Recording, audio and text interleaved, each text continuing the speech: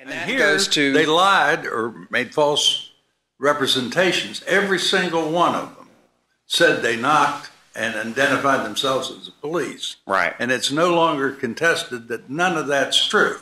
So all of these ununiformed officers with no indication they're police, with no word spoken that they are the police, break into an apartment with a battering ram. Without knocking. And a guy has a gun as the intruders come in, and he was afraid, but pulled the gun. And had it at his side. Absolutely, Your Honor. And that is a great opening statement for the plaintiff's argument on the unlawful Is there entry. anything untrue about that? I'm not going to admit, facts well, you have to take them. I thought that our case law is that we must accept the facts as the district court articulated them. As to the use of force, the unlawful entry is not on appeal before this court. That's a question that is bothering me. Yes, sir. You seem to want to restrict the unlawful force analysis to the moment they pull the trigger. How far back does it go in your judgment? To when that engagement begins. When did that begin? When Julian Betton drew his firearm. So, nothing that happened before that, them breaking into his house unannounced, not being identified as police, none of that counted as it did in Cooper, but it didn't count here. To me, I'm sure you've looked at that video. Yes, ma'am. Of the swarm of officers going into the place. If you pardon my saying so, your argument strains credulity. It's just so shocking what occurred in this case for a two-bit marijuana deal. If they didn't think it was important to identify themselves, why'd they lie about it? Why did they lie about him firing a shot when the evidence later proved that he didn't? I'll draw a distinction between a lie and a falsehood. I don't know that the officers, what they're conscious of and what they say. You don't admit that they lied? No, sir. You don't admit that they lied? No, sir. Okay. I draw a distinction between saying something that it ends up being false and making a conscious decision to lie. Well, I'm going to sway in on this just for the heck of it. Say in this case they were lying. That's my judgment. Okay. Go ahead.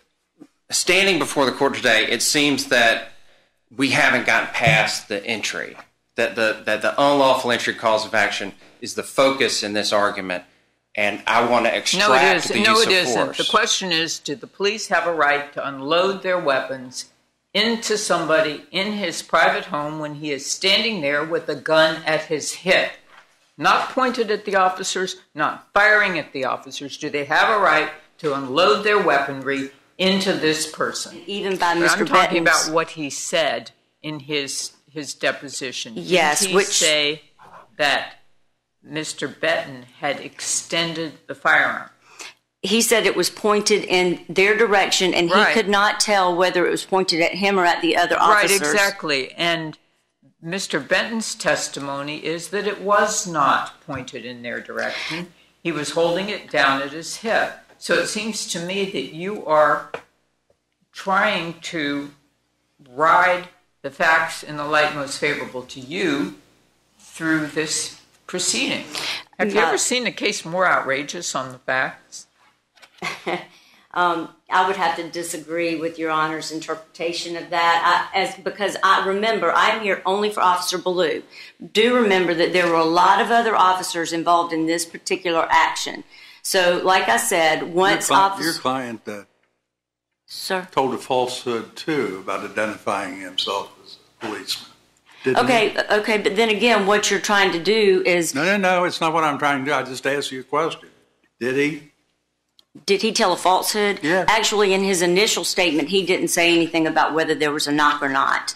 But I will tell you... Did he then, during the investigation, say that? At some point, yes, he did tell SLED that. In addition... That's a straight-out answer to a straight-out question.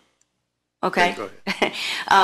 But one of the things y'all mentioned is you didn't see in the video any type of mouths moving. I watched because I'm looking only at Ballou. I didn't know all these other officers didn't sit through their depositions. I'm not saying that what Betton did was unreasonable, because we're going to have to accept the version of the facts there. You're making a jury argument. This is just a total jury argument. No, ma'am. What I'm saying is if qualified immunity exists, it would certainly exist if an officer sees a gun coming up, and whether it's at the hip There's pointing down. There's nothing here that says it was coming up. That's not the facts. From the waistband. That's not the facts. And our precedent is that the court, this court, us, must accept the facts as the district court articulated them when it ruled.